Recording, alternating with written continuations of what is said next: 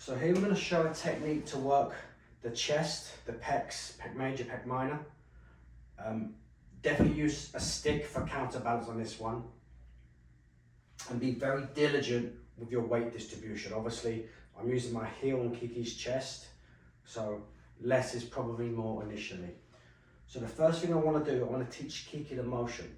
So I'm going to ask Kiki just to wave her arm out to the side, as high as you can feel comfortable. Reach towards me. I'm going to pull, 1, 2, I let her arm go, and we're going to do 7 to 8 reps. Here, 1, 2. So all we're going to do, so again, this is for the pec. Pec is commonly tight, right? Yana's upper cross syndrome, the joint by joint theory, it falls into the tight lines, generally very overused, overworked, and under-released.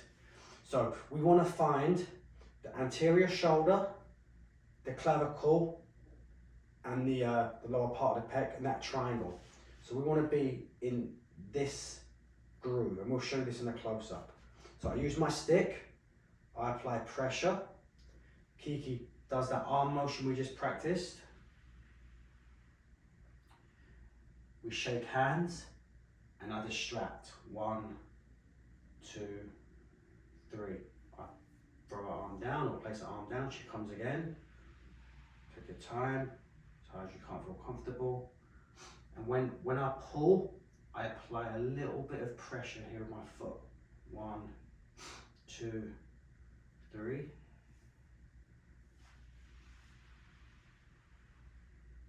Come up.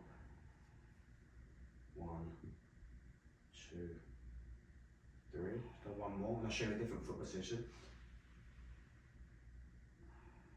Here, 1, 2, 3.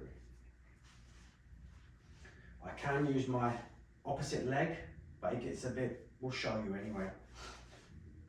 This one will be here. So now I'm going to be really getting in towards her pec minor, so I'm more close to her anterior shoulder. So it's the same premise. Sorry, less is more, right? I just said that. So she opens up, she lifts. 1, 2. So I can feel her collarbone on the back of my heel. So that lets me know I'm in the right spot. I'm not pushing onto a collarbone, but I'm using a collarbone as a guide. Let's go one more. Open up. Good. And pull. See how I'm doing this grip here? Fingers. Pull. 1, 2, 3. We can be more specific by using toes. When we use our toes, obviously it's going to be a little bit deeper, a bit more specific, but it's harder to balance. So I can be here and I really want to focus just below her clavicle.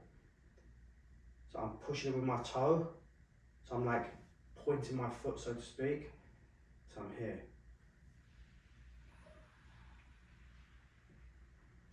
She opens up towards me. So, and now as she pulls, I just place my toe into that pectoral tissue. This is a great technique, but it's harder to balance. So I'm on one leg, and I'm getting no balance from this leg at all. 1, 2, 3, good. So here from a slightly different angle, same technique. I'm balancing on my right leg by Kiki's head. Anywhere in this range is good, right, for balance. So don't be too here, of course. This stick's kind of wide, and I lean into the stick, place my heel below the clavicle, apply downward pressure. She opens up the arm. She reaches up. Take our time. Distract. 1, 2. And just here, I apply pressure. Apply pressure. She opens up. Here I'm applying pressure. When I let her arm go here, I kind of release my leg. There's virtually no pressure. Then I reapply. So there's pressure. There's pressure. There's a bit more pressure. 1, 2, 3. I release hand and I release foot. There's one more key here.